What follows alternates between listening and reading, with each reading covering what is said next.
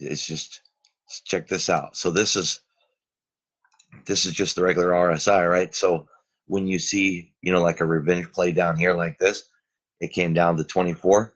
It has to go up to 76, right? To the opposite side, kind of like the Fibonacci's have to, right? So it's like the law of weirdness. Okay, so if I'm sitting here and I say I want to get out, I'm going to get into a trade here, I'm going to short it, and I want to get out when it crosses the 30, because to me that's a good signal to get the heck out. What will price be at when the RSI comes back down to 30? So I can go up to the RSI, reverse RSI,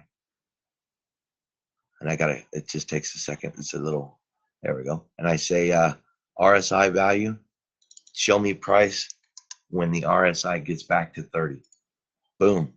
There you go. Price will be $29.51 when the RSI comes back to 30.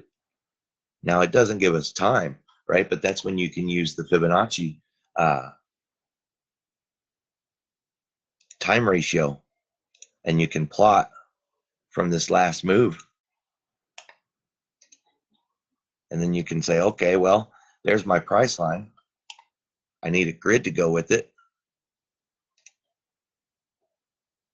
So we throw up the grid, kind of close enough. So there we go. Stretch it out in time a little bit. Here's one.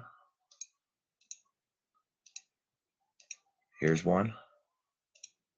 Here's one. This is our range that we're looking for. That looks to be on March 29th, May 24th, August 24th. That's crazy. I mean, that's insane. That when this RSI gets back down to 30, price will be $29.51.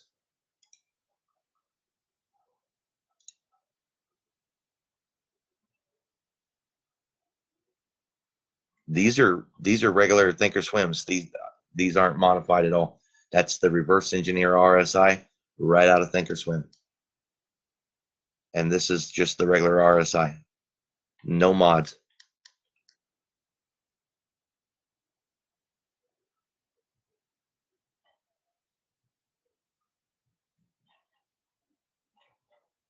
Crazy stuff, bro.